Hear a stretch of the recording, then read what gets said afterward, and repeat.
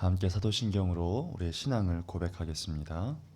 전능하사 천지를 만드신 하나님 아버지를 내가 믿사오며 그 외아들 우리 주 예수 그리스도를 믿사오니 이는 성령으로 잉태하사 동정녀 마리아에게 나시고 본디오 빌라도에게 고난을 받으사 십자가에 못 박혀 죽으시고 장사한 지 사흘 만에 죽은 자 가운데서 다시 살아나시며 하늘에 오르사 전능하신 하나님 우편에 앉아 계시다가 저희로서 산자와 죽은 자를 심판하러 오시리라. 성령을 믿사오며 거룩한 공회와 성도가 서로 교통하는 것과 죄를 사하여 주시는 것과 몸이 다시 사는 것과 영원히 사는 것을 믿사옵나이다. 아멘. 다 함께 찬송가 342장 찬송가 342장 함께 찬양하겠습니다.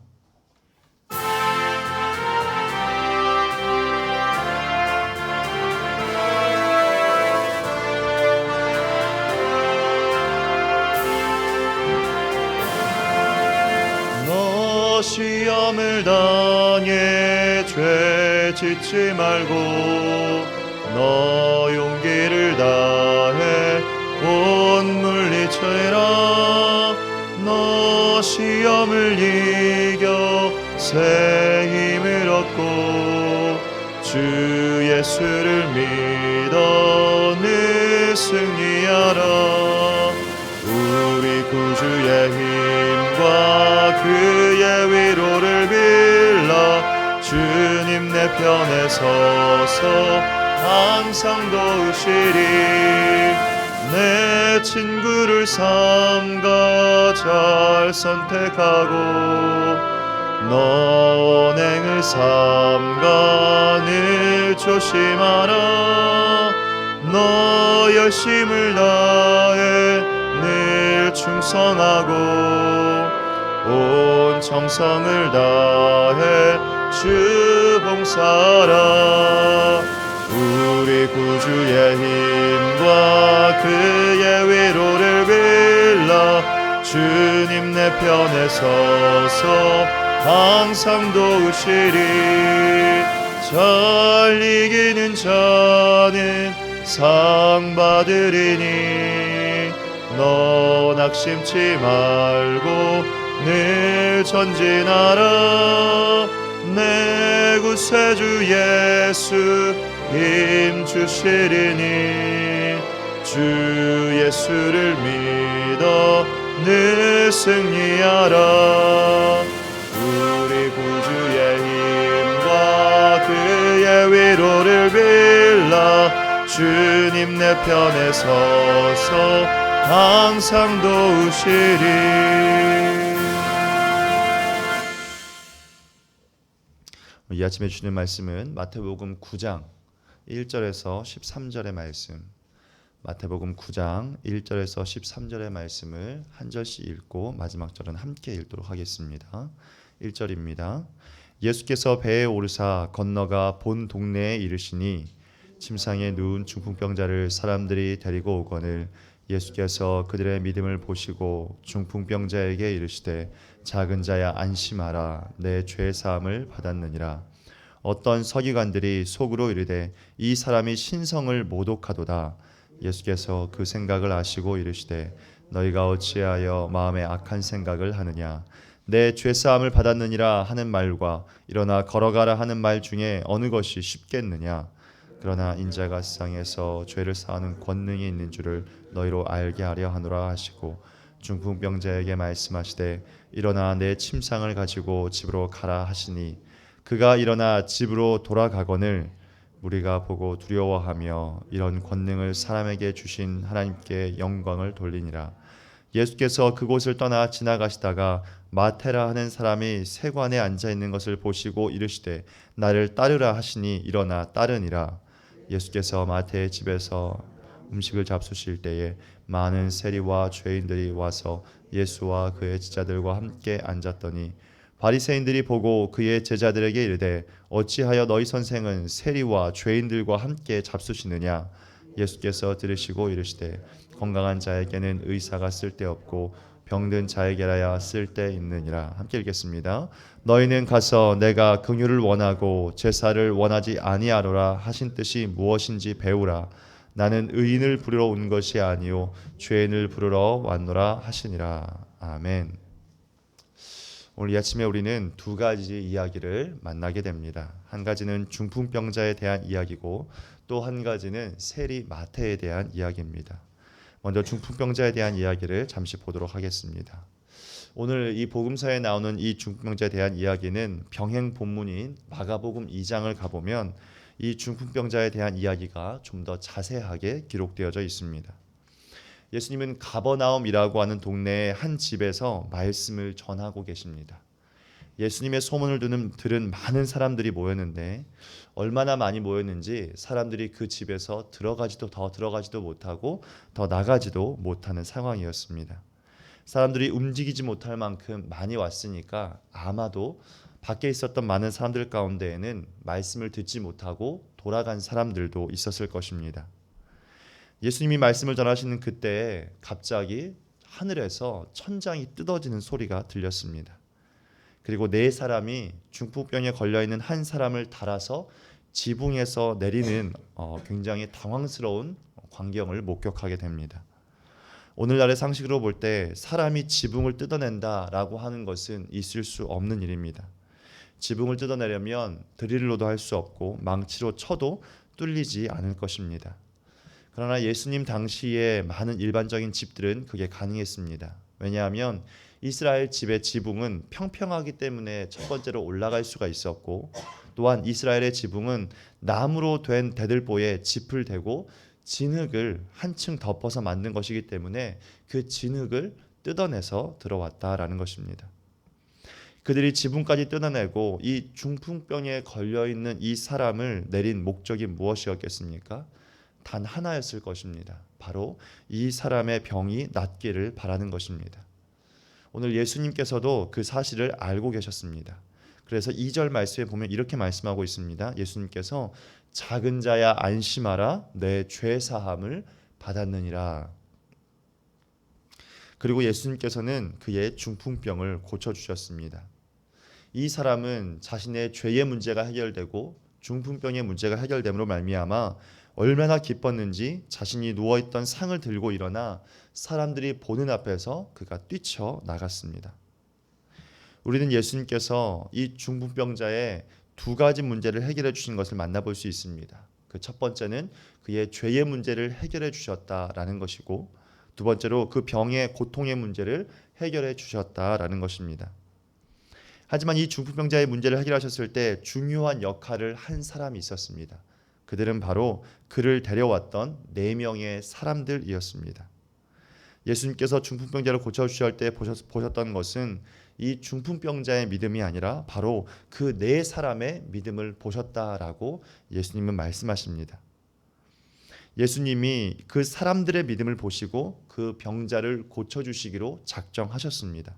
다시 말해 그들의 믿음이 이 4사람의 믿음이 한 중풍병자를 예수님께로 인도하게 만들었고 그 4사람의 믿음이 이 사람이 가지고 있었던 육신의 병을 고침받게 만들었고 또 그로 인해서 예수님을 만난 이 중풍병자가 예수님의 말씀을 듣고 죄의 문제까지 해결받게 되었다라는 것입니다. 이 4사람이 가지고 있는 믿음이 도대체 무엇이었습니까? 우리는 명확하게 발견할 수 있습니다. 그것은 중풍병자를 예수님께 데리고 가기만 하면 그 예수님을 만나게만 하면 그의 병이 반드시 나을 것이다 라는 믿음이 있었다라는 것입니다. 그래서 그들은 걷지도 못하는 그를 데리고 예수님이 계시는 집까지 갔습니다. 근데 들어갈 수 있었습니까? 들어갈 수 없었죠. 들어가지 못할 뿐만 아니라 예수님의 얼굴도 볼 수 없었습니다. 아마도 많은 사람들 때문에 그들을 제외하더라도 많은 사람들이 예수님을 뒤로하고 되돌아갔을 것입니다. 그런데 이들은 어떻게 했습니까? 그들은 지붕으로 올라갔습니다. 그리고 아주 말라있는 그 딱딱한 지붕을 뜯어내기 시작했습니다. 왜 그렇습니까? 이 사람이 예수님을 만나기만 한다면 고침받을 거라고 하는 믿음이 있었기 때문에 그렇습니다. 이 4사람은 어떻게 이런 믿음을 가질 수 있었을까요? 그것은 그 예수님에 대한 그 소문과 그 이야기들을 수없이 들었을 것이라는 사실을 우리가 발견할 수 있습니다. 마가복음 1장에 보면 예수님께서는 지금 말씀을 전하고 계시는 이 가버나움이라고 하는 동네에 그 이전에도 오신 적이 있습니다. 그때 오셨을 때 사람들에게 귀신 들린 사람을 고쳐주신 사건이 있었습니다. 우리가 잘 알고 있는 베드로의 장모의 그 열병을 고쳐주신 사건도 있었고, 여러 병든 사람들을 고쳐주셨던 사건이 가버나움에서 종종 있었다라는 겁니다. 이러한 사건을 가버나움에 살고 있던 많은 사람들이 들었을 것이고, 이 네 사람도 들었기 때문에 오늘 이 한 사람의 집에 이렇게 많은 사람이 온 것입니다. 여러분, 이 네 명의 친구들이 들었다, 그리고 그것을 보았다라고 하는 것은 무엇을 가르쳐 줍니까? 믿음이라고 하는 것은 바로 들음에서 시작된다는 것이고, 그것은 하나님의 말씀을 들음에서 시작된다라는 것입니다. 로마서 10장 17절의 말씀은 그러므로 믿음은 들음에서 나며 들음은 그리스도의 말씀으로 말미암느니라 라고 말씀합니다. 여러분, 믿음은 어디에서 납니까? 그분이 행하신 놀라운 일들을 보거나 또는 들음에서 시작되는 것입니다. 믿음 그냥 어느 날 갑자기 그냥 저절로 생겨나는 것입니까? 절대 그렇지 않습니다. 믿음은 반드시 하나님의 말씀을 들음에서 나타나는 것입니다. 믿음은 저절로 성장하는 것이 아니라 하나님의 말씀을 듣는 가운데에서 성장하는 것이 우리의 믿음인 줄 믿습니다. 주님의 말씀을 듣기에 열심을 내고 하나님의 살아계심을 경험하는 그 현장 가운데에서 우리의 믿음이 세워지고 우리의 믿음이 성장하게 되는 것입니다. 요한복음 4장에도 보면 예수님과 사마리아 여인이 만나게 되었습니다. 그리고 우물가에서 대화하는 장면이 나오죠. 그리고 그 사건을 통해서 어떤 일이 일어나게 됩니까? 이 여인이 예수님의 말씀을 듣는 것에서부터 시작하여서 이 예수님이 메시아 곧 구원자라고 하는 사실을 깨닫게 되었다라는 것입니다. 이 여인이 그것을 깨닫자 자신만 알고 있는 것이 아니라 그 동네에 살고 있는 사마리아 사람들에게 그 예수가 메시아이심을 고백하게 되어집니다. 그리고 이 여인의 말을 듣고 많은 사람들이 예수님을 찾아오게 됩니다. 그리고 그 예수님의 말씀을 통하여 여러분, 예수님께서 말씀하실 때 그 마을에 믿는 사람들이 점점 더 많아졌습니다. 그리고 이 사마리아 여인을 향하여서 그 예수님을 믿게 된 사람들이 나와서 이런 고백을 하게 됩니다. 요한복음 4장 42절의 말씀인데요, 이렇게 말합니다. 그 여자에게 말하되 이제 우리가 믿는 것은 네 말로 인함이 아니다. 이는 우리가 친히 듣고 그가 참으로 세상의 구주이신 줄 알미니라.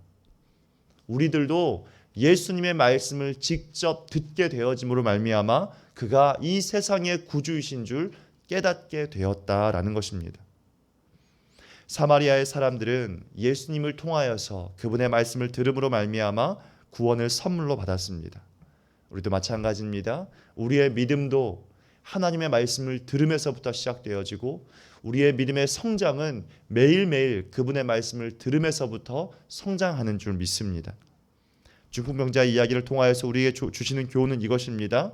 듣지 않으면 절대로 믿음은 생길 수 없고 듣지 않으면 절대 믿음은 성장하지 않는다는 것입니다. 우리 원동의 성도님들이 매일매일 하나님의 말씀을 듣는 이 자리를 통하여 믿음이 생기고 믿음이 성장하여 나아가기를 주님의 이름으로 축복합니다. 오늘 우리 두 번째 이야기는 마태에 대한 이야기를 우리가 만나게 됩니다. 우리가 잘 알듯이 마태는 세리였습니다. 세리란 그곳에 있는 사람들의 세금을 거두어서 당시에 그 이스라엘을 이끌고 다스리고 있었던 로마의 사람들에게 드려야 하는 일들을 해야 했습니다. 그렇기에 당시 세리들은 유대인들뿐만 아니라 다른 종교를 섬기고 있었던 어떤 사람에게든지 자주 그들에게 율법상 부정한 자로 규율되었고 또 반역자 또는 변절자로 낙인 찍혀서 유대 사회에서 그들은 죄인들과 똑같은 또는 창기와도 같은 사람들과 같이 취급을 받았습니다. 그 사람이 바로 마태라는 사람입니다. 그는 나쁜 의미에서 사람들에게 주목받는 사람이었고 동시에 돈은 많았을지 몰라도 사람들에게 무시당하고 경멸당하는 그런 존재였습니다. 그런데 오늘 바로 그 사람을 예수님께서 주목하여 보고 계심을 발견하게 됩니다. 9장 9절의 상반절의 말씀에 보니까 이렇게 표현하고 있습니다. 예수께서 그곳을 떠나 지나가시다가 마태라 하는 사람이 세관에 앉아 있는 것을 보시고라고 말씀하고 있습니다. 예수님은 마태가 세관에 앉아 있는 것을 보셨습니다. 수많은 사람들이 예수님 곁으로 다가왔을 것인데, 그리고 그 예수님은 바삐 그 지역을 떠나가고 계시는 그 상황에서 단 한 사람 마태를 향하여 주목하고 계심을 발견하게 됩니다. 오늘 예수님은 세상에서 멸시당하고 조롱받고 무시당하고 있는 그 한 사람을 그냥 지나치지 않았습니다. 오늘 우리 주님은 이 자리에 앉아서 예배하고 있는 우리 한 사람 한 사람을 보고 계시고 기억하고 계시는 줄 믿습니다. 하나님께서 왜 그토록 우리를 주목하고 계실까요? 왜 하나님은 이 땅 가운데에서 멸시를 당하고 또 때로는 소외되어지고 아무도 관심받지 못하는 그 사람을 향하고 계실까요? 그 이유는 하나님이 곧 사랑이시기 때문에 그렇습니다. 성경은 하나님이 우리를 향하여 갖고 계시는 관심에 대해서 이렇게 말씀하십니다. 욥기 14장 16절의 말씀 이렇게 말씀합니다. 주께서 나의 걸음을 세시오니. 우리가 잘 아는 욥이 어떤 삶을 당하게 되었습니까? 그의 모든 자녀를 잃게 되었고 재산을 잃게 되었고 종들을 다 잃게 되었습니다. 심지어 그는 죽어도 고통스럽지 않을 만큼 그는 피부병에 걸려 매일매일 고통 중에 살았습니다. 아무도 그를 향하여 관심 갖지 않을 때에, 아무도 그를 향하여서 마음 갖지 않은 그때에 그가 고백하기를 주께서 나의 걸음을 세실 만큼 나에게 관심이 있다라고 말하고 있습니다. 시편 139편 2절에서 4절 말씀에 이렇게 표현합니다. 주께서 내가 앉고 일어섬을 아시고 멀리서도 나의 생각을 밝히 아시오며 나의 모든 길과 내가 눕는 것을 살펴보셨으므로 나의 모든 행위를 익히 아신다라고 말씀하고 있습니다. 이것이 하나님께서 사람을 향하여 갖고 계시는, 우리 한 사람 한 사람을 향하여 갖고 계시는 하나님의 관심이요 사랑인 줄 믿습니다. 그러니 예수님께서 마태를 사랑의 눈으로 바라보시는 것처럼 오늘 우리의 자고 일어나고 있는 것, 생각하고 행동하는 것까지 늘 보고 계심을 우리는 기억해야 합니다. 그런데 놀라운 것은 하나님의 관심이, 하나님의 사랑이 그저 우리를 바라보고 계시는 것으로 끝나지 않는다라는 것입니다. 우리 9절 뒤끝에 보면 뭐라고 이야기하고 있습니까? 세관에 앉아있는 것을 보시고 이르시되 나를 따르라 라고 9절 하반절 말씀에 이야기하고 있습니다. 마태를 향하여서 나를 따르라 라고 하는 것은 어떤 의미이겠습니까? 그것은 지금까지 자신이 쥐고 있었던, 네가 갖고 있었던 그 모든 것들을 이제는 다 내어 던져버리고 죄로 가득한 너의 삶을 다 내어 던져버리고 나에게로 오라 라고 말씀하는 겁니다. 아까 이야기한 것처럼 마태는 세금을 걷는 사람입니다. 세금을 걷는 것은 그의 직업이요 당연히 해야 할 일입니다. 그건 분명히 죄가 아닙니다. 그러나 당시 시대적인 상황을 볼 때 그가 세금을 걷는 것 플러스 알파를 더 받지 않았다라고는 절대 볼 수 없습니다. 왜냐하면 그 알파가 그의 월급이 되었을 것입니다. 또한 그가 자신의 직업에서 돈을 더 갖는 것에 대해서 만약 이 마태가 죄의식을 갖게 되었다면 그것을 견디지 못하고 분명히 자신의 직업을 내던져 버렸을 것입니다. 그런데 마태는 지금 사람들에게 미움받고 왕따를 당하고 있는 그 자리에 있으면서도 그 일을 그만두지 않았습니다. 그만두지 못했을 것입니다. 그에게 세리라고 하는 직업은 돈이며 생계이며 자신을 보호할 수 있는 유일한 장치였을 것입니다. 다시 말해 그의 모든 것이 되었다라는 것입니다. 그를 향하여 오늘 예수님께서 이렇게 말씀하고 있는 것입니다. 마태야, 내가 지금 네가 어떤 마음을 갖고 있는지 내가 너무나도 잘 알고 있다. 왜 그 직업을 버리지 못하는지 너무나도 잘 알고 있다. 그런데 마태야, 너 그 덫에서, 그 세리라고 하는 그 감옥에서 영원히 살 거니? 언제까지 그 덫에 갇혀서 살아가고 있을 거니? 내 눈에는 지금 네가 그 덫 때문에 네 몸에서 피가 철철 흘러내리는 게 보이는데, 네가 그곳에 끝까지 있으면 네가 죽을 것을 내가 분명히 알고 있는데 그래도 버틸 거니?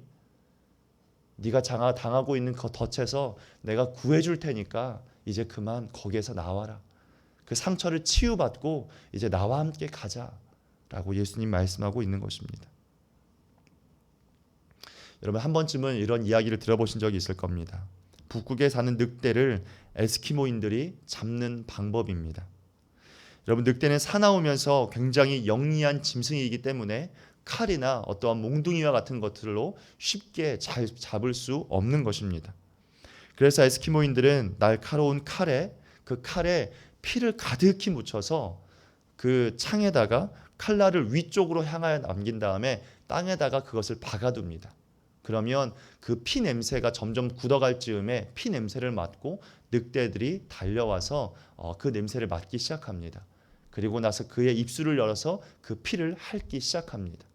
처음에는 그 피 맛이 좋아서 그 피를 핥기 시작하지만 시간이 지남에 따라서 그 날카로운 창에 그 혀가 이제 딱 썰리면서 그 피가 자신의 피가 이제는 흘러내리는 것이죠. 그런데 냄새도 사라지고 또 점점 굳어가니까 그것이 자신의 피인지 모르고 계속해서 그것을 핥아먹기 시작하는 겁니다. 그러면 자신 안에 몸 안에 있던 피가 점점 나와서 결국에는 헷갈려서 아무것도 깨닫지 못하고 그러다가 피를 너무 많이 흘려서 그곳에서 쓰러지고 만다라는 것입니다.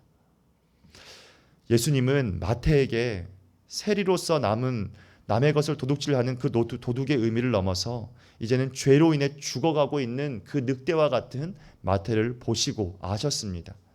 그리고 그를 그 죄에서부터 구하고 싶으셨습니다. 그래서 말씀하고 있는 것입니다. 거기 있지 말고 나를 따라라. 나와 함께 가자라고 말씀하는 것입니다. 그리고 마태는 어떤 결정을 내렸습니다. 그는 그 덫에서 피를 흘리고 있었지만 이제는 그곳에서 떠나왔습니다. 그리고 이렇게 말씀하십니다. 일어나 따르니라 라고 말씀합니다. 세상의 덫을 예수님께서 열어주실 때 걸어 나와서 그분을 따를 것인지 아니면 그 덫에 걸려 살다가 죽을 것인지 우리는 선택해야 합니다. 오늘 우리는 예수님이 만난 두 사람에 대한 이야기를 함께 나누게 되었습니다. 중풍병자의 구원은 친구들을 통한 복음을 들음에서 시작되었습니다. 마태가 가지고 있는 그 죽음의 덫에서 나와서 그가 주님을 따를 수 있게 되었던 것은 예수님의 말씀을 들음에서부터 시작되었습니다. 우리의 인생 가운데도 수많은 문제들이 있을 것입니다. 그리고 오늘 하나님은 그 모든 문제의 회복과 진정한 변화는 하나님의 말씀을 듣는 것에서부터 시작된다라고 말씀하고 있습니다. 그렇기 때문에 우리가 있어야 할 곳은 어디입니까? 일주일에 한 번이 아니라 매일매일 말씀이 있는 곳에 우리가 있어야 하는 줄 믿습니다. 오늘도 말씀과 함께 시작하는 이 하루를 통하여서 회복이 일어나고 믿음의 성장이 일어나는 오늘 되시길 주님의 이름으로 축복합니다. 오늘도 다 함께 기도하며 이 하루를 시작하도록 하겠습니다. 가장 먼저 기도하실 때에는 하나님 말씀이 있는 곳에 내가 매일매일 있게 해달라고 기도하겠습니다. 또한 주님 제가 말씀 듣기를 매일매일 사모하고 매일매일 말씀을 따르는 인생이 되게 하여 주시옵소서 함께 기도하며 나아가겠습니다. 두 번째로는 주님 2023년 기도로 깨어있는 한 해가 될 수 있게 해달라고 그래서 이 교회와 사랑하는 담임 목사님과 성도님들을 위하여 함께 기도하며 나아갈 때 회복이 일어나고 변화가 일어나게 해달라고 함께 기도하도록 하겠습니다. 또 특별히 우리 다음 세대들을 위해서 기도하실 때 우리 유년부와 초등부 또 청년부 수련회가 곧 있는데 하나님 우리 다음 세대들이 귀한 성경학교와 수련을 통하여서 살아나게 해달라고 깨어나게 해달라고 믿음으로 힘껏 세워질 수 있게 해달라고 우리 함께 기도하며 나아가도록 하겠습니다. 기도하겠습니다. 할렐루야. 거룩하신 아버지 하나님 감사합니다. 오늘도 이 귀한 날을 주의 은혜 속에서 시작할 수 있게 하시니 감사합니다. 믿음이라고 하는 것, 그 믿음은 아버지는 오직 하나님의 말씀을 들으면서부터 시작되어진 줄 믿습니다. 거룩하신 아버지 하나님 오늘도 우리가 말씀 앞에 설 수 있도록 도와주시고 다른 소리에 귀를 기울이는 것이 아니라 하나님의 말씀에 귀를 기울이는 인생이 될 수 있도록 주님 은혜를 베풀어 주시옵소서. 늘 연약하여 무너지기 쉬운 우리의 인생 가운데 하나님의 말씀을 더하여 주시고 그 말씀을 통하여 우리의 마음과 심령과 삶에 놀라운 변화가 일어나도록 하나님 일하여 주시고 역사하여 주시옵소서. 다른 어떠한 소리에 귀를 기울이지 아니하고 오늘도 우리가 하나님의 말씀 앞에 귀를 기울이는 인생 되기를 간절히 원하고 소망합니다. 주의 말씀 없이는 살아갈 수 없는 줄 압니다. 그 말씀이 우리의 마음과 심령을 만지고 그 말씀이 우리의 마음을 변화시키며 그 하나님의 말씀이 우리의 믿음 또한 성장케 하는 줄 믿습니다. 그러하기에 중풍병자가 자신의 고칠 수 없는 아버지 하나님 그 병의 문제와 또 자신의 죄의 문제를 해결받을 수 있었던 것은 오직 주님의 말씀을 들을 수 있었던 그 놀라운 현장 가운데 있었는 줄 압니다.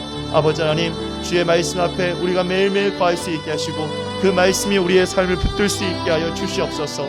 거룩하신 아버지 하나님, 우리 안에 해결할 수 없었던 마음의 문제들, 마태와 같은 아버지 하나님 그 죄악된 문제들 속에서 헤어나올 수 없는 마약과도 같은 그 문제들 속에서 우리가 그것을 헤어나올 수 있는 것은 오직 주의 말씀인 줄 믿습니다. 살아계신 하나님 아버지, 우리가 이 세상 가운데서 끊을 수 없었던 수많은 중독들이 있습니까?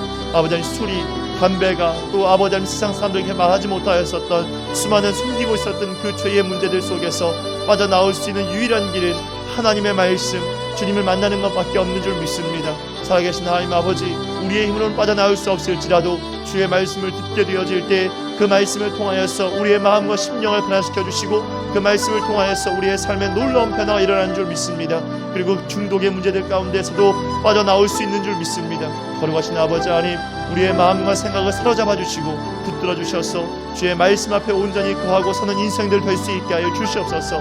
그 말씀이 우리의 삶을 변화시키는 참된 놀라운 능력들을 경험하여 나아갈 수 있도록 주님 축복하여 주시옵소서. 살아계신 하나님 아버지, 사랑하는 교회를 위하여 시간 기도하며 나아갑니다. 주님이 세우신 우리 원동교회를 기억하여 주셔서 여기까지 인도하신 하나님의 은혜를 인하여 주님께 감사를 드립니다.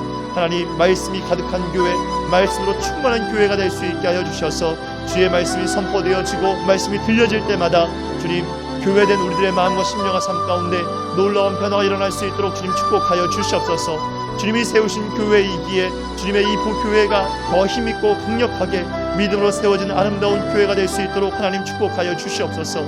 세우신 사랑하는 귀한 담임 목사님을 축복하여 주셔서 목사님의 성령의 능력과 은혜를 더하여 주시오며 교회를 사랑하고 성도님을 사랑하는 주님의 마음 가지고 맡겨주신 그 귀한 사명을 힘껏 감당하여 나아갈 수 있도록 주여 축복하여 주시옵소서. 거룩하신 아버지 하나님께서 함께하여 주시어서 하늘의 은혜와 사랑이 사는 귀한 담임 목사님의 심령과 마음을 가득히 채울 수 있게 하여 주셔서 성령의 충만함으로 능력 있는 목회를 감당해 나아가실 수 있도록 축복하여 주시옵소서. 특별히 우리 사랑하는 우리 다음 세대들을 위하여 기도합니다. 우리 유년부와 초등부 그리고 청년부가 성경학교와 수련을 준비하여 나아가고 있습니다. 하나님, 준비하는 모든 과정과 시간들 가운데 함께하여 주시고 우리의 다음 세대들이 하나님의 말씀을 들을 수 있게 하여 주시옵소서. 들을 수 있도록 말씀이 있는 곳에 그들의 발걸음을 인도하여 주시옵소서. 말씀을 통하여서 그 영혼들의 마음과 심령과 삶에 놀라운 변화가 일어날 수 있게 하여 주시고 하나님을 아는 지혜와 지식이 아버지를 가득하여가는 주의 거룩한 백성이 될 수 있게 하여 주시옵소서. 하나님 나라의 미래요, 우리 원동교회의 미래가 되어질 수 있도록 이 아이들 한 명 한 명의 가슴과 심령과 삶에 당신의 말로 향할 수 없는 하늘의 놀라운 은혜가 온전히 잡혀질 수 있도록 하나님 축복하여 주시옵소서. 거룩하신 아버지 하나님께 함께하여 주셔서 하늘의 은혜를 주의 말씀을 통하여 부어주시고 더하여 주시옵소서.